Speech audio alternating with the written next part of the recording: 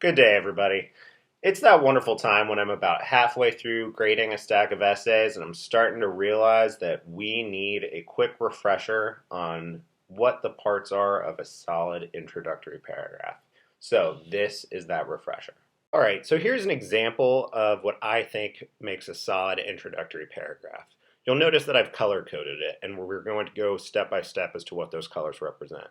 But first, I want you to notice the prompt that I was writing to, and that is the U.S. federal government doing enough to combat the COVID-19 virus? This is actually a prompt that my periods 3 and 4 students were writing to last week. Now, if we're taking a look at the components of this introductory paragraph, you'll start with the red, which is our hook. Now, a hook is meant to hook in the reader, and typically you can do that with a personal anecdote that has something to do with what you're writing about. You can have a very academic or intellectually stimulating quote. You can also use a meaty question. And when I say meaty question, a large question that doesn't have a yes, no, or one simple right answer. And that, in this particular example, is what responsibility does a national government have in keeping its citizens healthy? You'll notice, again, it's not a yes or no question. There's going to be people that will have very different opinions on the answer to this question. And really, at the end of the day, it's a question that's meaty enough that people could have quite a bit of discussion in trying to answer it. So that's my hook in red. What I have here in blue is my bridge. Now the bridge is kind of where I present background information, and I bridge the ideas presented in my hook to my thesis. So in discussing this question, I write, this is a question on the minds of many Americans as they face communities largely shut down by state-level authorities.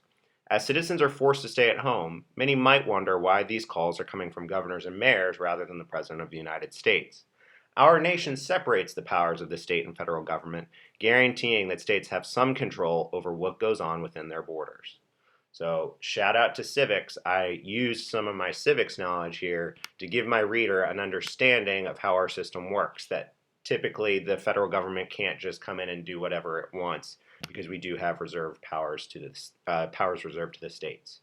But I discussed my question in some detail here, and that's how I was able to bridge the idea in my hook down to my thesis. So I gave background information and I summarized the issue in such a way that my readers now have an understanding of what I'm going to be discussing. Finally, the most important sentence in any paper is our thesis, which should have a topic, position, and main points. Notice it is a single sentence and it is at the end of the introductory paragraph.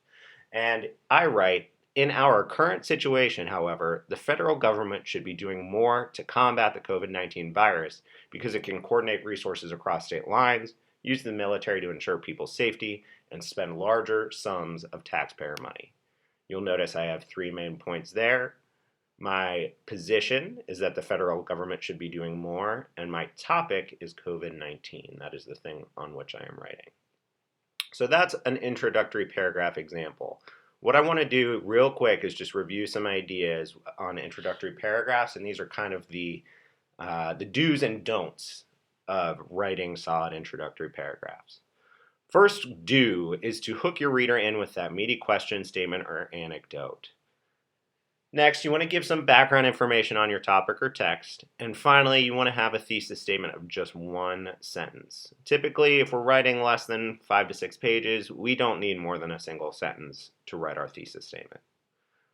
Finally, here's the things that I would recommend you avoid, our introductory paragraph don'ts. Big one is do not use the question within a prompt as a hook. And I see this a lot, and let me show you what that would look like. So if you're going to use the question in the prompt as your hook question, all this will end up looking like is, do you think the U.S. federal government is doing enough to combat the COVID-19 virus? And if you can hear the sarcasm dripping from my tone there, that's because I think it is one of the laziest things students can do in papers. So you don't want to just take the prompt and make it a question and call it a hook. You want to come up with something a little bit more unique and a little bit more creative. You also don't want to necessarily give obvious background information about your subject matter. I'm in the middle of grading Shakespeare essays right now, and a lot of people in Bridges are telling me that Shakespeare wrote many plays. Now, That's true, but it's information that pretty much everyone knows. We don't need obvious information. You don't need to tell us that the sky is blue. You don't need to tell us who the President of the United States is. Assume that you are writing for a fairly intelligent audience. Finally, and this is a difference from SOL style writing, which we've been working on this year, I am going to suggest that you avoid the use of personal pronouns within your thesis. Things like saying, I think, I believe, etc. You'll notice here in my thesis, I don't say that I think the government should be doing more. In academic writing, we typically write our opinions as if they were facts because we want to remove ourselves from our argument. It's like we're trying to become a little bit more objective. And that's why teachers that's why teachers often tell you to avoid using pronouns like I, we, my, etc., particularly in your thesis. We will know that it is one's opinion if we are an informed reader and we can determine what the topic, position, and main points are of someone's thesis. So we really are at the point now in our writing careers that you guys don't need to say I think, I believe, etc. I know it's your thoughts because your name should be at the top of the paper. You can almost think of your introductory paragraph as a first impression. It's that first interaction that you'll have with your reader, and you want it to be a positive one. And again, my suggestion for that positive interaction is that you have a hook, a bridge, and a thesis. Keep this in mind as you continue to grow as an academic writer. As always, I hope that you and your family are safe and healthy.